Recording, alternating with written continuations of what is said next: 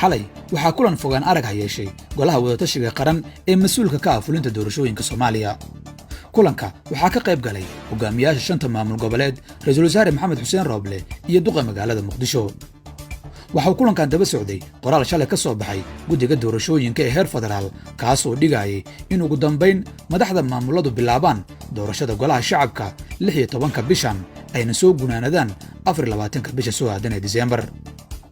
markaas kadib waxaa kulan degdeg ah yeeshay golaha wadatashiga qaran si ay u qaataan go'aan kama dambays ah.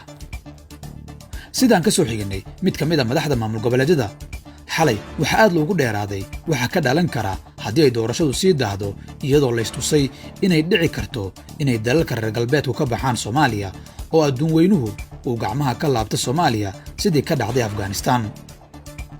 Ra'iisul Wasaare Maxamed Xuseen Rooble waxaa la sheegay inuu si weyn ugu dirirayay bilaabashada doorashada halka maamuladuna ay dul taagnaayeen arrimaha dhaqaalaha.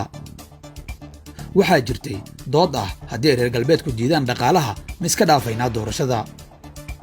kulankii xalay waxaa lagu go'aamiyey waqtiga ay maamul goboleedyadu bilaabayaan doorashada golaha shacabka iyo sida loo maaraynayo dhaqaale yarida jirta. waxaa lagu heshiiyey in 16 bishan loo yeero dhammaan odayaashii soo xulaya ergada kadibna la siiyo hal maalin oo tababar ah maalinka xigana ay soo gudbiyaan ergada. kadibna muddo 3 cisho ah ayaa lagu soo gunaanadayaa u yeeridda ergada ay odayaashu soo qoreen iyo tababarkooda. waxaana Ra'iisul Wasaare Maxamed Xuseen Rooble iyo madaxda maamuladu isku raaceen in 20 bishan toos loo bilaabo doorashada golaha shacabka iyadoo lagu soo afjarayo muddo bil ah. markii liiska ergada la soo saaro waxaa dhinaca kala bilaaban doonta isdiiwaangelinta xubnaha u tartamaya kuraasta golaha shacabka oo la rabo inay ku soo dhammaato 3 cisho ee la tababarayo ergada wax dooranaysa. dhinaca reer waqooyiga ilaa 10 kursi ayaa la sugayaa in la soo saaro jadwalkooda doorashada 3 cisho ee soo aadan.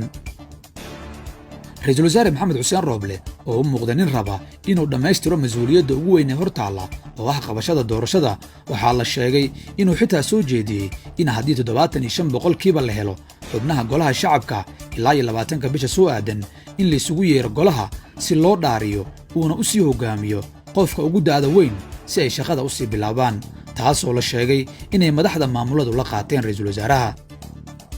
midda dhaqaalaha waxaa jirta lacag ilaa 2 milyan oo ka soo xarootay isdiiwaangelintii doorashadii aqalka sare, taas oo lagu heshiiyey in loo isticmaalo amniga doorashada halka lacaga kab ah oo ay maamuladu hawsha ku sii bilaabaan ay siin doonto xukuumadda federaalka ah. lacag 12 milyan oo dollar ah oo ay dowladda Qatar u ballan qaaday Ra'iisul Wasaare Maxamed Xuseen Rooble inay ku kaalmeyn doonto doorashada uu hormuudka ka yahay ayaan weli imaanin oo aanay bixin dowladda Qatar.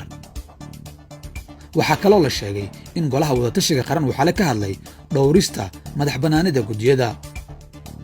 sidaan ka soo xignay mid ka mid ah madaxda maamul goboleedyada, kulankii xalay wuxuu ahaa midkii ugu fahamka fiicnaa oo ay madaxda maamulada iyo ra'iisul wasaaruhu isku jiha u socdeen, jihadaas oo ah in si degdega loo soo idleeyo geediga doorashada.